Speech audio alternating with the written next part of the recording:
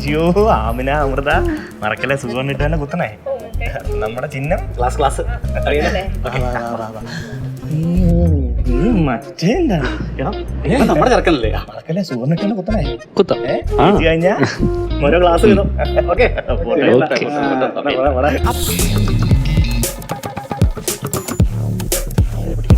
അപ്പഴേ ഞാൻ പറയും കഞ്ഞിയൊന്നും വേണ്ട. എന്നാ നിന്റെ ഐഡിയ പറയട്ടെ. ചക്കക്കുരു അല്ലായിരുന്നു നീ നമ്മുടെ സതീശൻ കഞ്ഞിക്ക് തന്നെ കൂട്ടിയാണ് കിട്ടും. ഒന്ന് കുത്തിയാ മതി. ഒന്ന് വായന ചേച്ചി. നമ്മളെ പൂച്ചി നേരാ പിടി.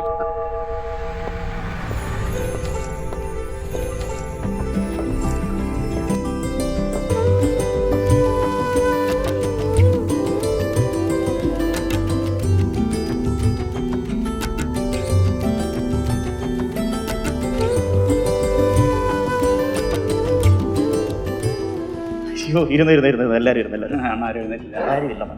അപ്പോൾ എല്ലാവർക്കും അറിയാമല്ലോ നമ്മുടെ ഇലക്ഷനാണ്. അതിലെ 3 സ്ഥാനാർത്ഥികളിൽ ഒരു സ്ഥാനാർത്ഥി, ശക്തനായ ഒരു സ്ഥാനാർത്ഥി ഞാനാണ്. നിങ്ങൾ ആഗ്രഹിക്കുന്ന വികസനം ഞാൻ ഇവിടെ കൊണ്ടുവന്നിരിക്കും. അപ്പോൾ നിങ്ങളുടെ ഓരോരുത്തരുടെ വോട്ട് സുഗുണന്റെ ഗ്ലാസ് മനസ്സിലല്ലോ. ഓക്കെ. നമസ്കാരം, ഞാൻ താര.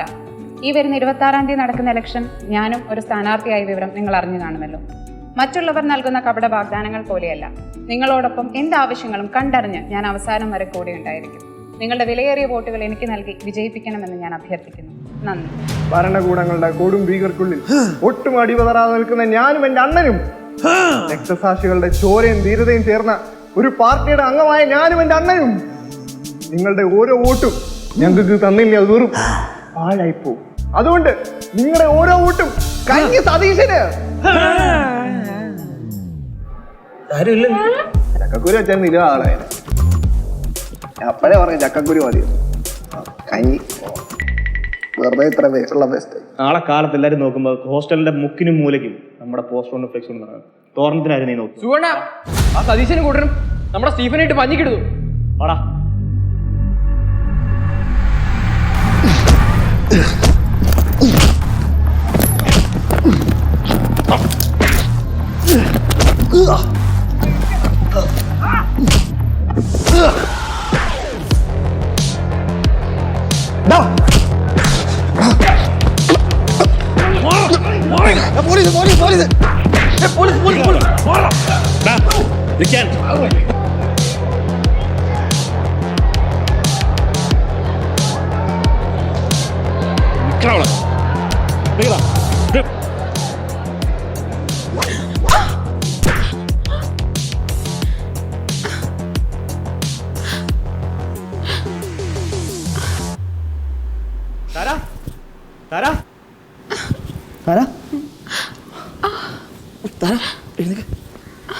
എഴുന്നേറ്റ്.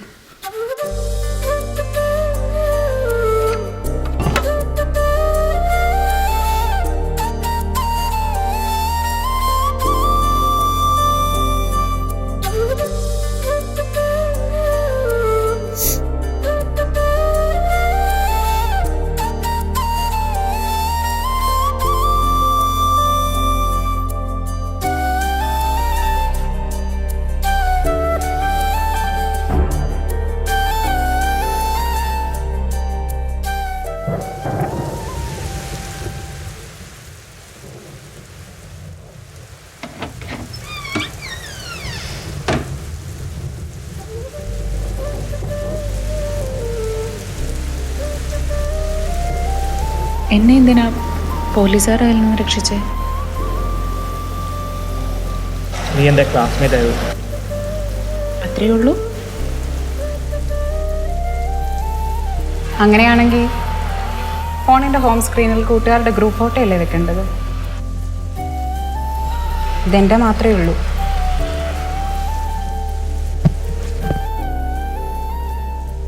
അവിടെ കിടന്ന് കിട്ടിയതാ.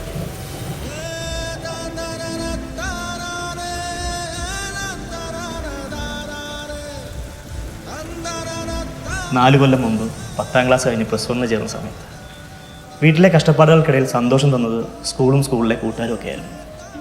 പക്ഷേ ആ സന്തോഷം അധിക നാൾ നീണ്ടു നിന്നില്ല. പക്ഷേ പ്രതീക്ഷിക്കാതെ വന്ന കോവിഡ് ആ പൊടിമീശക്കാരൻ്റെ സന്തോഷവും സമാധാനവും ഇല്ലാണ്ടാക്കി. പിന്നെ ഓൺലൈൻ ക്ലാസ്സിൻ്റെ കാലമായിരുന്നു.